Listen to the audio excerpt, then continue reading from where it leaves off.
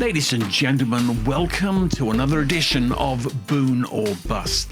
And I need to ask my offsider, Mr. Matt Boon, why is it called Boon or Bust? It's a great question, Peter. Obviously, I'm Boon. Then I need to answer it for you. For your modesty, I need to save you. Boon, Matt, is an asset, isn't it? Shane Warne was a boon to the Australian cricket team, and you are a boon to the technology sector. So why not salute that name of yours and make our podcast titled with this? Fantastic. But we want to make sure we're delivering all the good stuff without going bust, right, Peter? That's right. But no, Matt. It's also a play on the mining industry, whether you talk about a boon or bust. And so the reality we want to make is that technology is something that unless you're doing it, you're going to be superseded by somebody who is more advanced than you and you'll go bust. So it's not an option to ignore it. Technology is the world around us and you have to embrace it. I think it's a great point, Peter, because also when we think about today's topic, clearly there's one thing which can basically undermine everything we're trying to achieve, everything we're trying to deliver, and ultimately make us go collectively bust. And that's the challenges associated with cybersecurity. You can't turn a page on anything or pick up any manual at the moment without getting a conversation about cyber. Well, Matt, I want to come on that point because we talk about businesses are transforming. They're becoming digital businesses. The reality is criminals are transforming. Mm-hmm. Criminals are becoming digital people. Mm-hmm. And then the reality is when we grew up, police forces around the world would have had armed hold-up squads that would have protected the banks if they ever got robbed. We don't have armed hold-up squads anymore. We have people sitting at their desks or in their on their sofas, dialing into people's accounts and robbing them left, right, and centre. And I think the real danger in the world is it's not organisations that are just exposed to criminals. Everybody, your life savings, your superannuation. This is the world we're in, and we've got to be cognizant of it and embrace the challenges it presents. It's interesting, isn't it? Because when you think about these areas, Peter, you know, one word sort of comes to mind for me at the moment, that's accountability.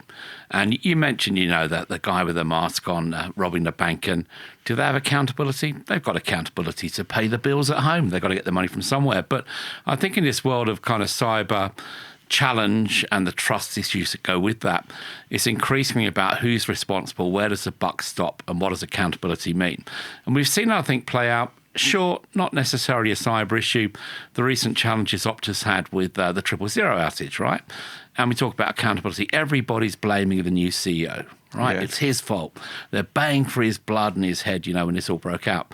But he's been put in place to fix Optus, right? Yeah. Optus had a lot of inherent cultural challenges, right? But they're making him accountable. And I watched the other day, and you saw the board members from Singtel here in Sydney. One of them was here. And sure, they're saying they've got faith in Optus and they've got faith in the leader. But when you think about accountability, where does it stop? Does it stop at the CEO? Does it stop at the board? Is it the individual's responsibility? It's everyone, Matt. It's everyone's accountability. It's all recognising that we're all playing a part in this digital world. It's not on one person's shoulders. The Optus one's a classic because somebody didn't follow the rules or the processes they had, and a fault came into the system that we had the network. Now, the CEO can't be micromanaging everybody in an organisation the size of Optus. It's a culture that needs to embrace it. Yep. But it's a word you used in our preparations, Matt. You talk about this complexity that's confusing people. Can you elaborate a bit on that? In terms of complexity when it comes to the technology side of things, Peter, or? Well, I think complexity in terms of the world around us. We're talking specifically about technology, so I think we need to sort of draw the discussion back to that. But you also saw that for many people, the world can be a bit overwhelming.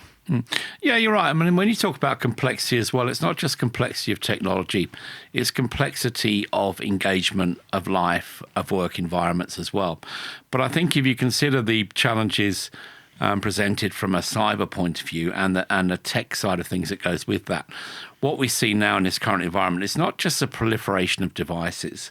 It's not just a proliferation of technology itself, but it's a proliferation of how we engage with technology. You look at AI, for example. Yes, AI can be used for the common good. We can use it to help ourselves be more effective, more efficient. Security leaders tell us they see AI as a way to help them improve their overall security posture and efficacy. But to your point, at the end of the day, when we think about complexity in terms of the bad actors and who they are, where they are, and the technologies they're using, I think are perhaps one of the major issues and threats that we face. But I think it always comes then back down to not just, if you take accountability to that next level, it's about ownership. Yeah. You know, when you think about cyber, do all roads end with the CISO? You know, all the challenges associated with cyber, do they rest with the CISO? Do they rest with the individual who might be the weakest link within your organization? Does that responsibility or ownership rest with HR, learning and development, making sure people have the right capabilities to manage these environments? Making sure we're spending enough money on this sort of thing. Yep. But everything's complex until you make the effort to try and understand it, though, Matt. And I think part of this issue is people are throwing up their hands and saying it's too hard. But unless you recognize the world we're in is technology driven, your businesses are technology driven, your life is technology driven. If you all dismiss it as complex, then you're going to be a victim of that world. You owe it to yourself, to your organizations, to embrace that complexity, to unravel it. Yeah, I think you're absolutely right. But when you think about that a bit more, Peter, and we think about the ownership piece when it comes to security, and let's just double click a little bit on the CISO, you know, the Chief Information Security Officer. We'll have some in the audience here today. Some will be reporting to members of our audience here today or working with them collaboratively. But are we empowering security leaders or those responsible for cyber to actually make the changes we need to make organizationally to be truly secure? Yeah. Or are we just setting them up for failure and essentially saying you're there to absorb the blame? Right? You're the scapegoat if things go wrong. Yeah, exactly. Yeah. I mean, is that the culture of many organizations? You know, we see that playing out in the press, in the news. Whatever the issue, whatever the challenge, it's like, whose fault is it? You know, is it a tech problem? Is it a people problem? But who's to blame here? It shouldn't be about finding the blame, you know, finding that scapegoat. It should be about understanding what went wrong, why it went wrong, and how we can collectively do things better together. Well, what you're saying there, Matt, there's got to be an inquisitiveness about people when you encounter cyber attacks, not trying to blame people for why these things happen, but actually trying to understand the process and the methods and making sure your defenses are hardened to be on top of them. I mean, if you look at it like a military situation, if somebody attacks you, you don't blame the person for attacking you, or you say, what can we do to stop it? And you know, what is the value if you have some cyber event, if you don't stop and embrace the learnings from it, you're just going to happen to you again and again.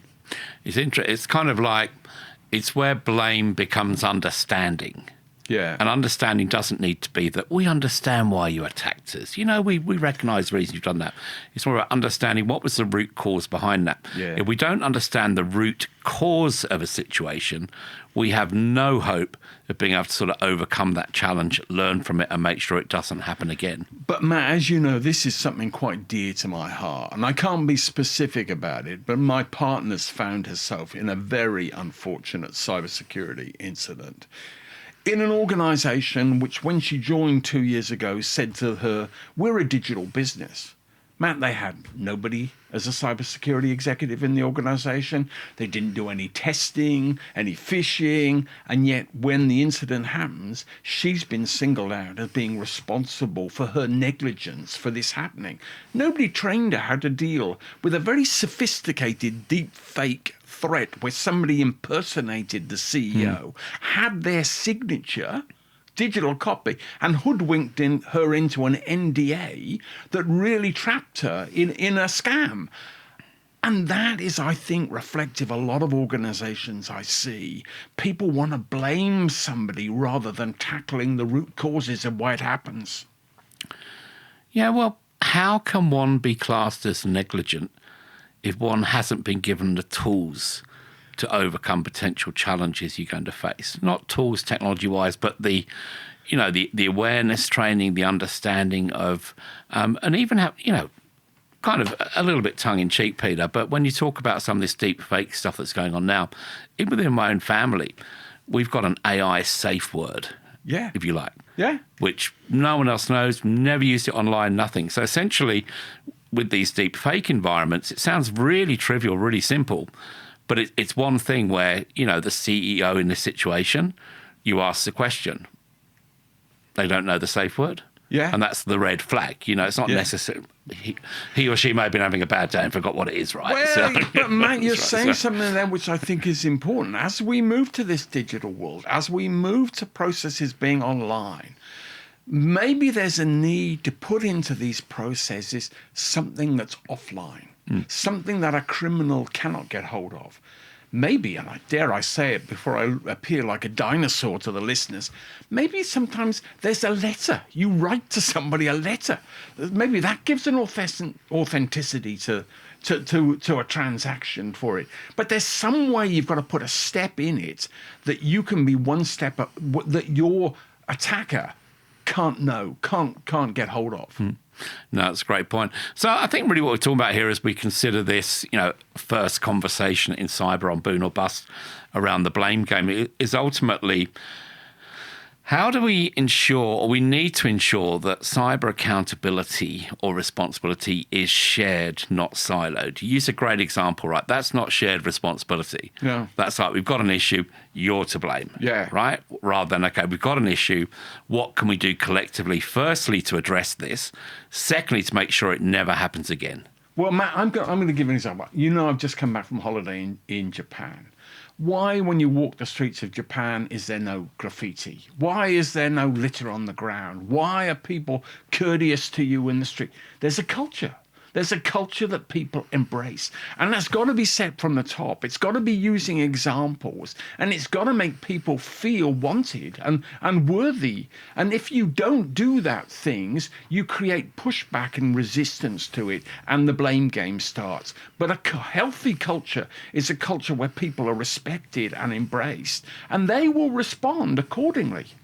But I think also with security in this current environment, it really does come back to, when you think about that sort of culture, it comes back to the what's in it for me, right? What's in it for the employee, from from the broom cupboard to the boardroom at the end of the day. Because when you start considering that approach, and I've said this before, Peter, we need to take a whole of life approach to security education and training.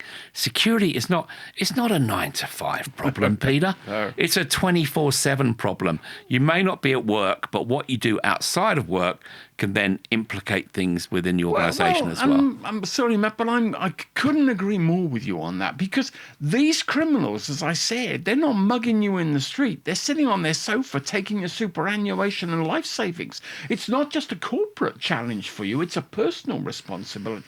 And you need to sort of see, how can you feel confident in a world that's increasingly online and increasingly digital?